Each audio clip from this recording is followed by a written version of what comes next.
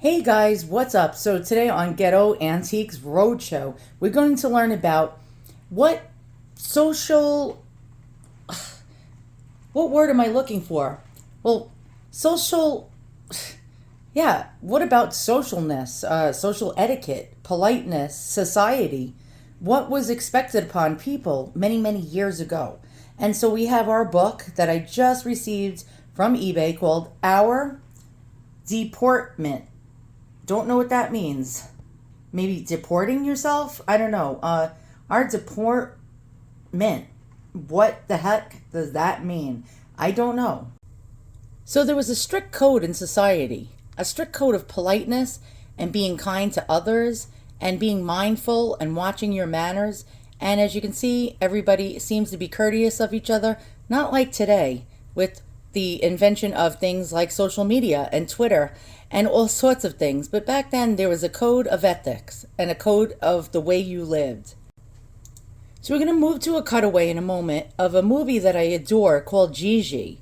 And in the movie, the character Gigi has to learn the code of ethics of society. And you're going to watch a quick clip, and then I'm going to go over the book with you, and we're going to read some cool, interesting things. But I don't think you would understand. Oh, yes, Aunt, I understand. We don't marry, is that it? Marriage is not forbidden to us. But instead of getting married at once, it sometimes happens we get married at last.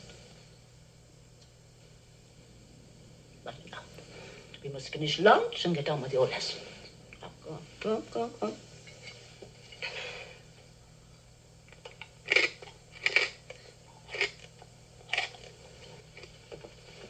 Without knowledge of jewelry, my dear Gigi, a woman is lost. Do you remember Madame Donat, who was here the other day? Yes. Did you notice that rope of black pearls around her throat? Oh, yes, it was beautiful. Dipped. Dipped? Dipped. Given to her by the man she loves, whose love is obviously beginning to cool, and the poor thing doesn't know it. It's just a matter of time now. Now, let us see what you remember. What is this?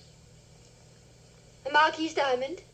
A Marquis-shaped diamond. This? This is, a topaz? A topaz? Among my jewels? Are you mad? It's a yellow diamond of the first quality. You'll have to go a long way to see one like it.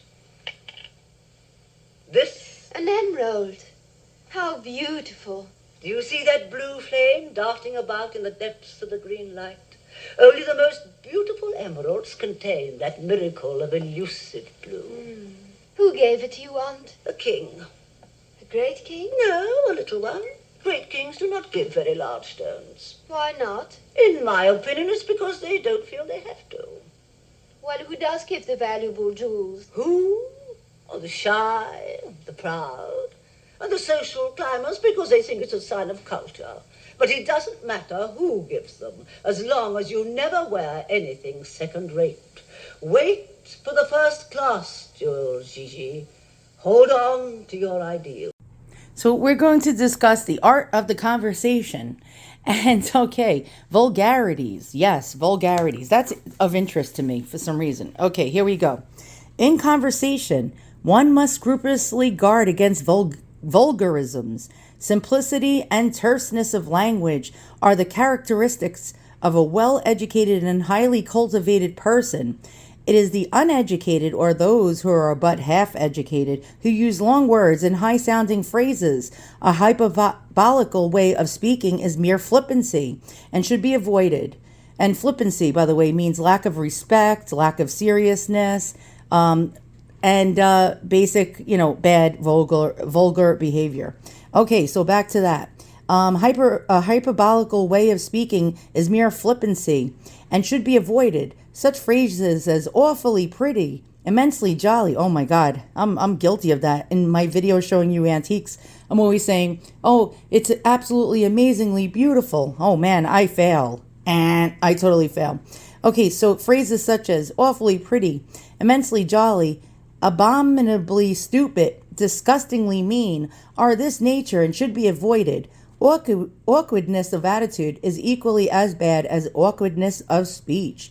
Lolling, gesticulating, fidgeting, handling an eyeglass or watch chain, and the like, given an air of gaucherie, and I don't know what that means, and take off certain percentage from the respect of others. Ooh, that's really interesting. Okay, let's move on to page 88. And what do we see, boys and girls? Let's see, page 88, flippancy. Again, lack of respect or seriousness. In conversation, all provincialisms, affectations of foreign accents. So if you had a foreign accent, and you didn't belong in the society. Mannerisms, exaggerations, and slang are detestable. Equally to be avoided are inaccuracies of expression, hesitation, and undue use of foreign words, and anything approaching to flippancy, coarseness, triviality, or provocation. Gentlemen sometimes address ladies in a very flippant manner, which the latter are obliged to pass over without notice for various reasons, while inwardly they rebel. Many a worthy man has done himself an irreparable injury by thus creating a lasting prejudice in the minds of those whom he might have made his friends, and he addressed them as though he considered them rational beings capable of sustaining their part in a conversation upon sensible subjects. Flippancy is as much as an evidence of ill breeding as it is the perpetual smile, the wandering eye, the vacant stare, and the half-open mouth of the man who is preparing to break in upon the conversation. Wow. Okay, let's see. We'll go to page 90 and learn about scandal and gossip. Oh, that's interesting. I love scandal and gossip. Scandal is the least excusable of all conversational vulgarities, and envy prompts the tongue of the slanderer. Jealousy is the disturber of the harmony of all interests. A writer on this subject says, gossip is a troublesome sort of insect that only buzzes about your ears and never bites deep. Slander is the beast of prey that leaps upon you from its den and tears you in pieces. Slander is the proper object of rage, gossip, or contempt. Those who best understand the nature of gossip and slander, if the victims of both, will take to notice of the former, but will allow no slander of themselves to go unrefuted during their lifetime to spring up in a hydraulic attack upon their children. No woman can be too sensitive as to any charges affecting her moral character, whether in the influence of her companionship or in the influence of her writings. That is very, very, very interesting. Aha, here we go. Another one that a lot of us actually screw up with in today's society. Religion and politics. Religion and politics are topics that should never be introduced into general conversation, for they are subject dangerous to harmony. And yes, that's a big problem today. Everyone's like, oh, I hate the orange man. I hate Biden. I hate, you know what I mean? So it pretty much is showing you the savagery and downfall of society today. So religion and politics are topics that should never be introduced into general conversation, for they are subjects dangerous to harmony. Persons are most likely to differ and least likely to preserve their tempers on these topics. They knew back then, huh? Long arguments in general company, however, entertaining to the disputants, are very tiresome to the hearers. That is really, really, really fascinating. Okay, satire and ridicule. Young persons appear ridiculous when satirizing or ridiculing books, people, or things. Opinions, to be worth the consideration of others, should have the advantage of coming from mature persons. Cultivated people are not in the habit of resorting to such weapons as satire and ridicule. They find too much to correct in themselves, to indulge in coarse censure of the conduct of others who may not have had advantages equal to their own. Very, very, very, very interesting. Okay, let's check out the next one. Interruption. Interruption of the speech of others is a great sin against good breeding. It has been aptly said that if you interrupt the speaker in the middle of a sentence, you act almost as rudely as if, when walking with a companion, you were to thrust yourself before him and stop his progress. That is really, really, really interesting. Okay, page 95, I think. Here we go, speaking one's mind. This is one of my downfalls. Certain honest but unthinking people often commit the grievous mistake of speaking their mind on all occasions and under all circumstances, and oftentimes to the great mortification of their hearers. And especially do they take credit to themselves for their courage if their freedom of speech happens to give offense to any of them. A little reflection ought to show how cruel and unjust this is. The law restrains us from inflicting bodily injury upon those with whom we disagree, yet there is no legal preventative against this wounding of the feelings of others. Wow, that's actually really quite interesting. Here we go, unwise expression of opinions. Another class of people, actuated by the best of intentions, seem to consider it a duty to parade their opinions upon all occasions and in all places, without reflecting that the highest truth will suffer from an unwise and an overzealous advocacy. Civility requires that we give to the opinions of others the same toleration that we exact for our own, and good sense should cause us to remember that we are never likely to convert a person to our views when we begin by violating his notions of propriety and exciting his prejudices. A silent advocate of a cause is always better than an indiscreet one. That's really interesting. Prudery. Avoid an affectation of excessive modesty. Do not use the word limb for leg. If legs are really improper, then let us on no account mention them, but having found it necessary to mention them, let us by all means give their appropriate name. Very interesting. And let's check out the next page. On 98 it says, vulgar exclamations. Uh-oh, I'm in trouble. No lady should make use of any feminine substitute for profanity. The woman who exclaims, "the dickens," or "Mary," or "goodness," with an exclamation point, when she is annoyed or astonished, is as vulgar in spirit, though perhaps not quite so regarded by society, as though she had used expressions which it would require but little stretch of the imagination to be regarded profane. So basically, don't say, "shut the front door," instead of saying "shit," or "shite" instead of "shit." It's still the same thing. Okay, that I got that from that. And let's see. Oh my goodness, look at this book.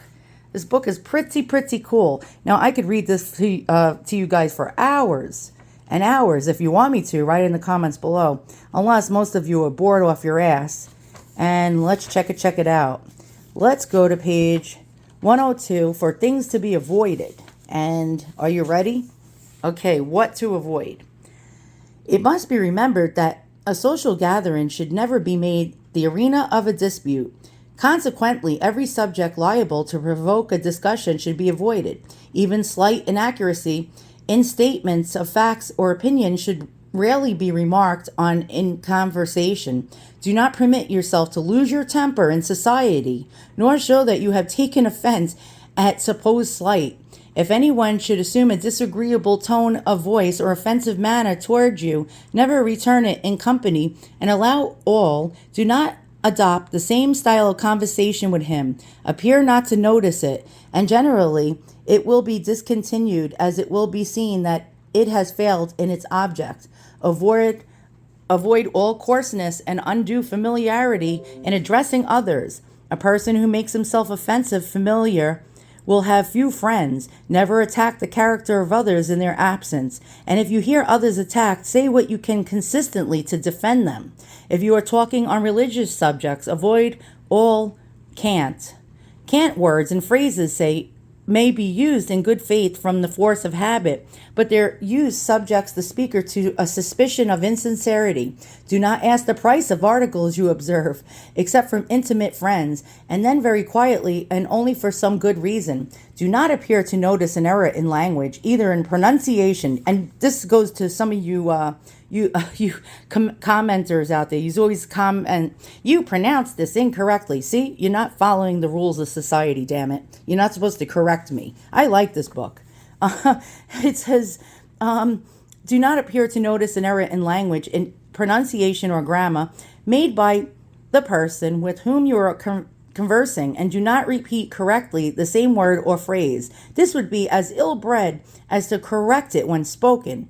Mimicry is ill-bred and must be avoided. Sneering at the private affairs of others has long ago been banished from the conversation of well-mannered people. Never introduce unpleasant topics, nor describe revolting scenes in general company. Never give officious advice, even when sought for. Give advice sparingly. Never direct or indirectly refer to the affairs of others, which it may give them pain in any degree to recall. And, oh wow, and there's more. But wait, there's more. And I'm going to leave it at that because this is going to go on and on and on, and you guys will get bored. But basically, society has changed quite a bit since 1881, and I'll show you how.